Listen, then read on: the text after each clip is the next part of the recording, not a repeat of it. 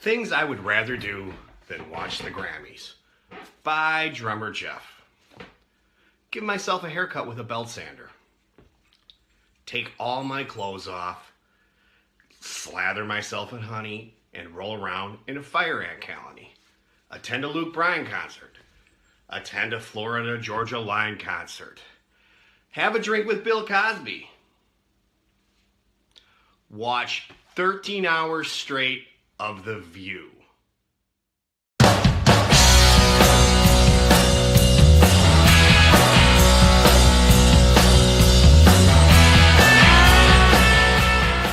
What is up, everybody? Welcome to Will Drum for Food. As you can tell, I probably didn't watch the Grammys last night. Not a fan. I did see that Bruno Mars did sweep most of the categories, which is good because I like Bruno Mars. I think he's an incredible talent. But I think a lot of that other crap on the Grammys is just, it's got to go. I can't stand it. I can't stand the constant political stuff, and we got to be worried about this cause, and we got to be worried about this cause. It's a bunch of self-important douchebags peddling mediocre music and using their mediocre music as a platform to push their social and political ideals. I'm done. I can't stand it. I really, truly just can't stand it. But we're coming up on, what is this? What is today? What's the day today? Well, we're on like day 4 or 5 of Namm. So, here are some of the things that, caught my eye. Some of the product launches that I thought were very cool.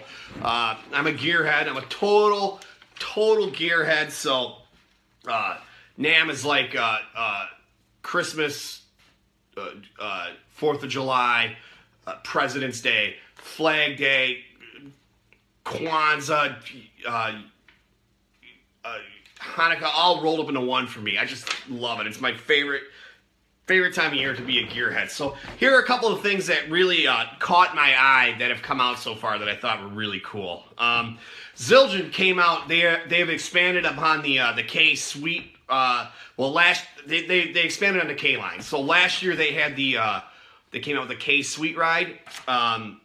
This year they have come out with the K Suite Crashes.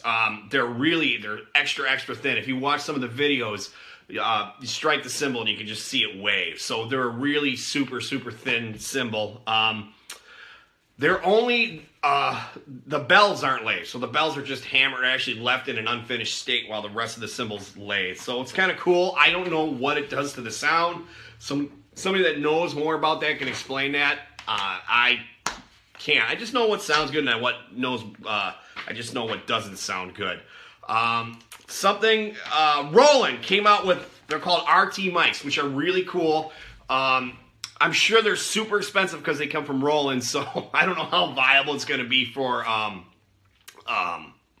just a regular old working drummer. But they're called RT mics, and what they are is they're a trigger and a condenser mic built in one. So that it clamps on your drum, on an acoustic drum, and it's got a 1/4-inch input, and then it also has a USB, so you can load your own samples. It comes preloaded with like 8 different samples, a couple different snares, a couple different hand clasps and things like that, and then you could load your own samples on it, and plus it is a microphone built in, which it's a cool idea. I don't know how well it's going to sell, because if it's not affordable, I don't see a lot of guys buying it, you know. You can just buy DAW triggers for a lot cheaper and trigger that way, and just trigger through a module or through, you know, Superior Drummer or whatever. So I don't know how feasible this is going to be. If it's an affordable product, I think some guys will jump onto the wagon. If it's not affordable, I don't really think it's going to sell that good. Like years and years ago, my first delve into electronics was Boss came out with something called a Dr. Pad. And it was very similar. It was a pad with like eight sounds on it, 8 different sounds on it, and it was expensive. But they didn't sell because they were so expensive, and it was basically just a toy. I did finally pick one up when the music store had them on clearance for like $40, so then I did buy one. But for the most part, you know, stuff like that, it doesn't seem to really catch on sometimes because it is a little limited, but you can load your own sounds on it, which is cool. Ludwig. You know what a Ludwig guy I am. I'm always playing my Ludwig kit. Ludwig has come out with a new kit called the new Sonic. This thing is freaking killer. It's a great idea. It is an American-made, high-quality drum set that's coming in under that magical $1,000 price point, which is, it's like the magic number for American-made kits. It's the wood. It's kind of a cool idea. What they're doing with the wood is they got the 3 outer ply. It's a 6-ply shell, so it's a thin shell, so it's really going to resonate and it's really going to sing. It's got three outer plies of maple, then 3 inner plies of cherry. So from what I've seen from the samples, it's got a really warm, vintage, round tone to it, which is what I really dig. I know in my videos a lot I'm playing with Vistalite, and there's nothing warm about that. But all my other drum sets, with the exception of my PDP, are actually thin set shell drums, vintage drums. So, and they all have that big, round, warm tone. I just love that tone. It's great. It's full. Drums just sing. They resonate for days. I love it. And it comes out in 4 finishes. Comes in black, aspen white, they call it Skyline Blue, which really looks more like a seafoam green. That color doesn't do a lot for me. And Sugar Maple, which looks really cool. It looks like Bonham's thermoglass kit a little bit. Obviously it's not, it's a wrap, but it's a pretty looking drum set. And the sizes comes in 2 size configurations with add-on toms. It comes in 20, 12, 16 or 22, 12, 16. And like I said, I would assume both those configurations are coming in for under $1,000. Really cool. Really cool idea from Ludwig. Remo is jumping on the color drum head wagon. They're coming out with, they're called color tone heads, which might look cool on Vistalite kits. They probably look really cool on Plexi kits where you can put those lights on the inside. It's like 4 or 5. I didn't really get a good look at how many colors. It looked like 4 or 5 colors. And the heads, the configurations they're coming out with Emperor and Power Stroke. So Emperor for the toms and Power Stroke for the snare and the kick. They should do CSs because that's what a lot of guys use on acrylic drums. And you know, if you want to sell these heads, that's the kind of marketplace you're going for, is the see-through drum. And you know, so you can put blue heads on your blue toms or whatever.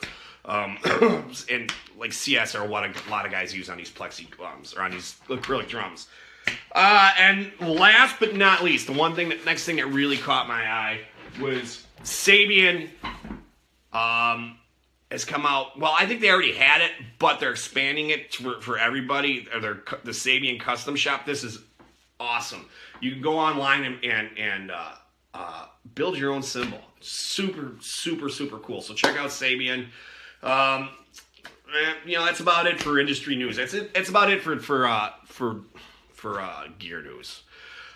So one thing I want to talk about is Saturday. Saturday I played a gig, and I really struggled getting through it. Felt tired, I felt sluggish, just didn't feel like myself. I know why. I know why I felt like that.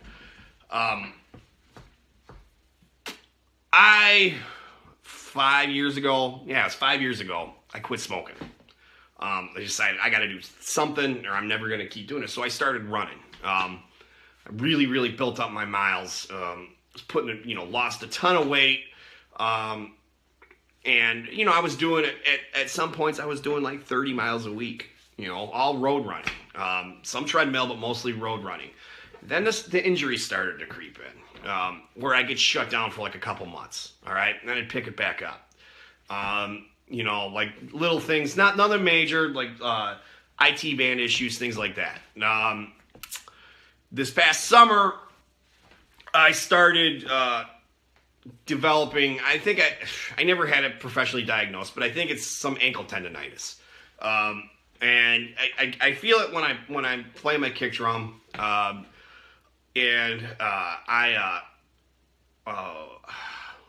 I noticed it on runs, and then the pain started to get so much where I couldn't run. So I shut it down. I shut it down in like July.